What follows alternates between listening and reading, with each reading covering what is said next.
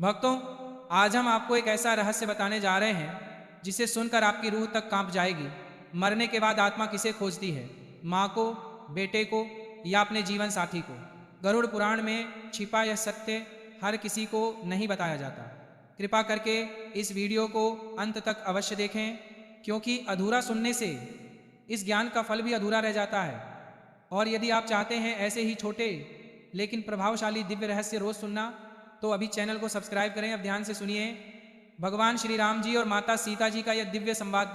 भगवान श्री राम जी ने बताया, मरने के बाद आत्मा किसे खोजती है? माँ, बेटा या जीवन साथी को?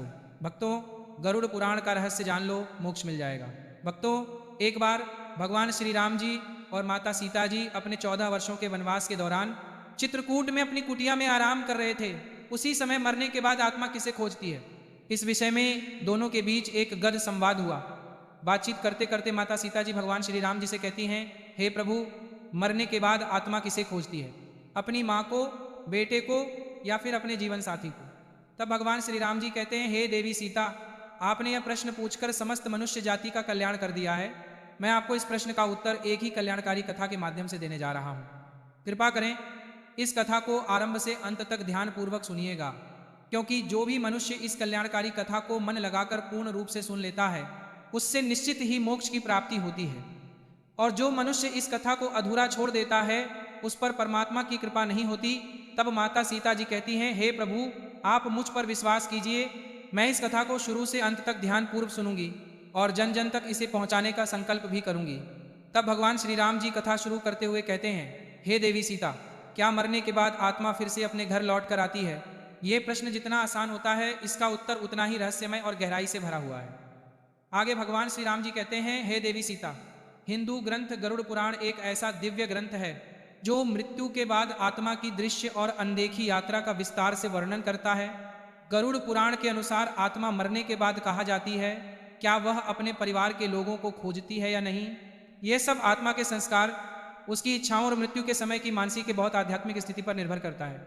फिर श्री राम जी आगे कहते हैं, हे देवी सीता, इस रहस्यमय कथा में मैं आपको बताने जा रहा हूं कि मृत्यु के समय आत्मा के साथ कौन कौन सी अलौकिक घटनाएं घटती हैं, मनुष्य का शरीर मृत्यु को कैसे स्वीकार करता है और उस समय उससे कौन कौन से सूक्ष्म संकेत प्राप्त होते हैं, आत्मा शरीर से कब और कैसे निकलती है और उससे यहाँ तक नहीं होता कि वह अब देह से अलग हो गई है। परिवार का विलाप, शोक और बिछड़ने की पीड़ा आत्मा के चेतन मन पर क्या प्रभाव डालती है, यहाँ जानना केवल एक जानकारी नहीं है, बल्कि आत्मा चेतना की शुरुआत है। आगे श्री राम जी कहते हैं, हे देवी सीता, आगे बढ़ने से पहले इस दिव्य कथा का सम्मान करते हुए इसे पूरे ध्यान से सुनिएगा। हे देवी, आत्मा की इस अद्भुत यात्रा की शुरुआत होती है अंत से, यानी मृत्यु से। आपको जानकर आश्चर्य होगा कि हिंदू धर्म में कुल 18 महापुराण हैं और इन सभी महापुराणों में एक विशेष ग्रंथ है गरुड़ पुराण, जो न केवल मृत्यु के पश्चात आत्मा की रहस्यमय गाथा को उजागर करता है, बल्कि आत्मा की अंतिम पीड़ा, दिव्यता और कर्मों के प्रभाव को भी विस्तार से बताता है। गरुड़ पुराण में लगभग 19,000 श्लोकों के माध्यम से भगवान श्री नारायण ने अपने सारथी गरुड़ देव को उसे परम रहस्य को बताया है, जो आत्मा की मृत्यु है के बाद की अवस्थाओं को विस्तार से अलग करता है। प्राचीन रीति रिवाज और मान्यताएं के अनुसार गरुड़ पुराण का श्रवण न केवल मृत आत्मा को शांति और मोक्ष प्रदान करता है, बल्कि उसके परिवार को भी आध्यात्मिक बोध, मानसिक संतुलन और गहरी अनुभूति प्रदान करता है। आगे भगवान श्री राम जी कहते हैं, हे देवी सीता, गरुड़ पुराण में बताया गया है कि मृत्यु से कुछ समय पहले ही मनुष्य को सूक्ष्म संकेतों का अनुभव होने लगता है, जैसी कोई दिव्य शक्ति उसे पोकर रही हो। हाँ, उसे अपने पूर्वजों के दर्शन होने लगते हैं। ऐसा प्रतीत होता है जैसे सारे धीरे धीरे शांत हो रहा है, ठंडक सबसे पहले से आरंभ होकर सिर तक दर्द होता है और सांसों की गति असमान हो जाती है, कभी तेज कभी मंद। मृत्यु से कुछ क्षण पहले मनुष्य के चेहरे पर एक अलौकिक तेज आ जाता है, जैसी उसकी आत्मा दिव्यता से भर गई हो। जब जीवन की लौ बुझाने लगती है तो आत्मा ऊर्जा की अंतिम तरंग के साथ बाहर निकल जाती है, परंतु उसे यह ज्ञात नहीं होता कि वो अब शरीर से अलग हो चुकी है। शुभ कर्म करने वाले इंसानों की आत्मा सहजता से निकल जाती है, परंतु जिनके पाप अधिक होते हैं उनके लिए यह क्षण अत्यंत पीड़ादायक हो जाता है। आत्मा के निकलते ही सारी रात और शीतल हो जाता है, लेकिन आत्मा भ्रम में रहती है कि वह जीवित है। वो अपने परिजनों को देखती है, उनसे बात करना चाहती है, परंतु उसकी आवाज़ शून्य में विलीन हो जाती है। उसे लगता है कि यहाँ कोई स्वप्न है, परंतु वह चेतना की एक नई अवस्था में प्रवेश कर चुकी है।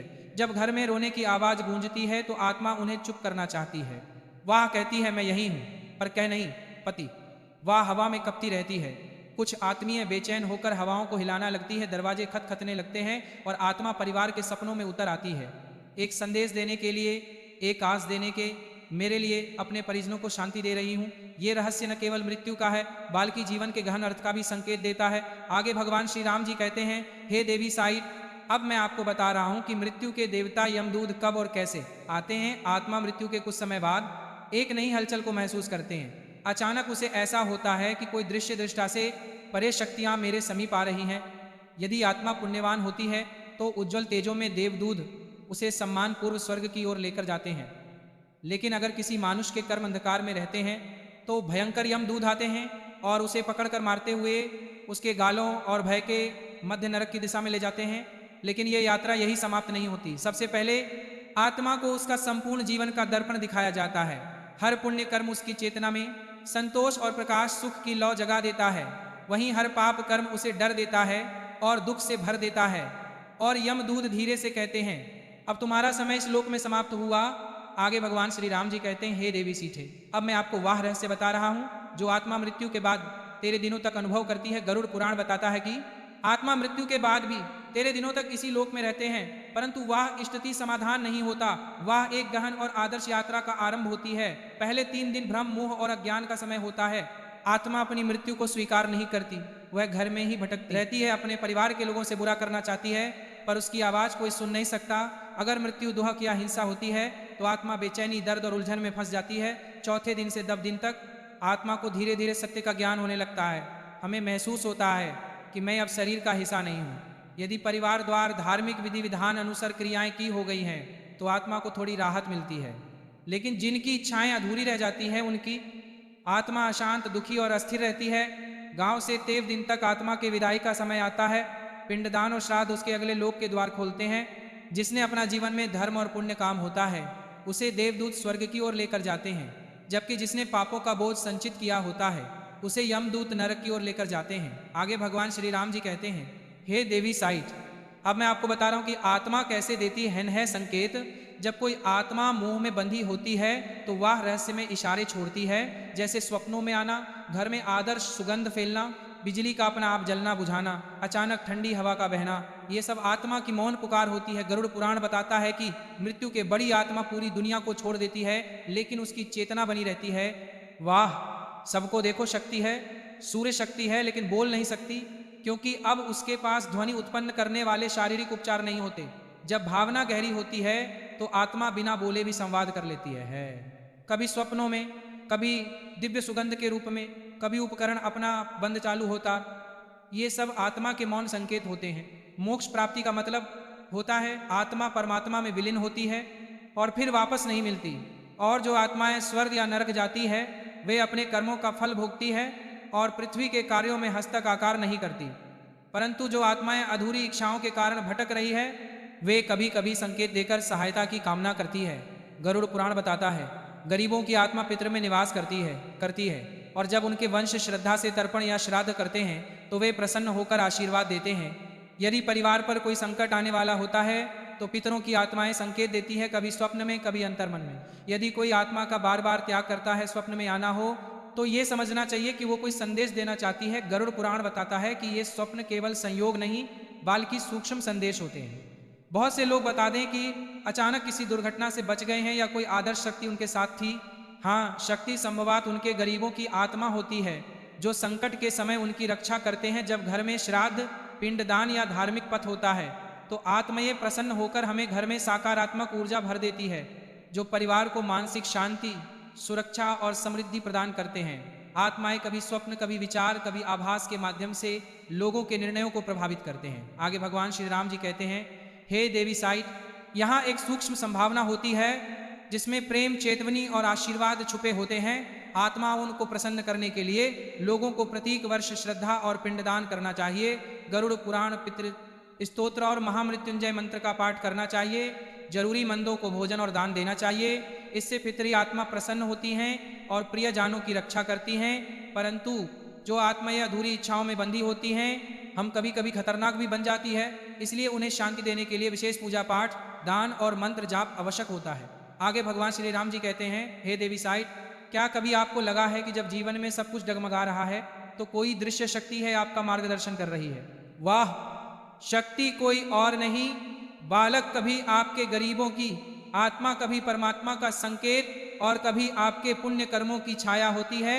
उम्र भगवान श्री राम जी कहते हैं, हे देवी साइट, अब मैं आपको बता रहा हूं कि मृत्यु के बाद आत्मा किसे खोजती है? अपनी माँ को, अपने बच्चे को, अपने पति को, अपनी पत्नी को। ये सवाल जितना भावनात्मक है उतना ही गढ़ भी है। इसका उत्तर गरुड़ पुराण, ब्रह्मा वैवर्त पुराण और आत्मा जागरण से जुड़ी संतवाणी में विस्तार से मिलता है। एक आत्मा सबसे पहले हमें संबंध को खोजती है जिसका मोह सबसे गहरा होता है। यदि माँ के प्रति अत्यंत मोह था तो आत्मा माँ को खोजती रहती है। यदि संतान के प्रति लगाव अधूरा रह गया था तो आत्मा बच्चे की आसपास भटकती है। यदि पति या पत्नी के साथ प्रेम अधूरा रह गया तो आत्मा जीवन साथी को खोजती रहती है। इस प्रकार आत्मा भवन की तरंगों से खींचती है, रिश्ते की परिभाषा से नहीं। मृत्यु के बाद आत्मा का कोई नाम नहीं होता, वह केवल भावनाओं और संस्कारों की ऊर्जा होती है। वह उसी परिवार को खोजती है जिसका उसका मोह संकल्प या अधूरी बात शेष रहती है। भगवान श्री राम जी कहते हैं, हे देवी सीता, अब मैं आपको एक उदाहरण से समझाता हूँ। एक माँ जो अपने बच्चे को छोड़कर गई थी, वह आत्मा बार बार स्वप्न में आती है। एक पत्नी जो पति की सेवा करना चाहती थी, परस्मा मृत्यु हो गई, वह आत्मा पति की पीड़ा को महसूस करते हैं। एक वृद्ध जिसके जीवन भर माँ की ममता की तलाश रही, वह आत्मा मरने के बाद भी अपनी माँ को खोजती है। इस प्रकार आत्मा माँ, बेटा, पति, हाँ पत्नी, जिसमें सबसे अधिक प्रेम, दर्द या अधूरी भावना जोड़ी होती है उसे खोजती है। भावनाएं जहाँ गहरी होती हैं, आत्मा वहीं खिंचती है। भक्तों, भगवान श्री राम जी द्वारा बताए गए इस दिव्य रहस्य से आज हमने यह जाना कि मृत्यु के बाद आत्मा शरीर नहीं, भावनाएं खोजती है, जिससे सबसे गहरा प्रेम, मोह या अधूरापन जुड़ा होता है। आत्मा उसी ओर खींचती है। यह पावन कथा आपके हृदय को स्पर्श कर गई हो, यदि आपको इसमें जीवन, मृत्यु और मोक्ष का सत्य दिखाई दिया हो तो कृपा करके इस ज्ञान को यहीं तक सीमित न रखें। ऐसे ही छोटे लेकिन अत्यंत प्रभावशाली आध्यात्मिक रहस्य जो आपके जीवन को सही दिशा दें, यदि आप निरंतर सुनना चाहते हैं तो अभी चैनल को सब्सक्राइब करें। यहाँ हम केवल कथाएं नहीं सुनाते, यहाँ हम आत्मा को जागृत करने वाले सत्य साझा करते हैं। इसी श्रद्धा और विश्वास के साथ आज की यह दिव्य कथा यहीं पूर्ण होती है। राधे राधे, जय श्री राम।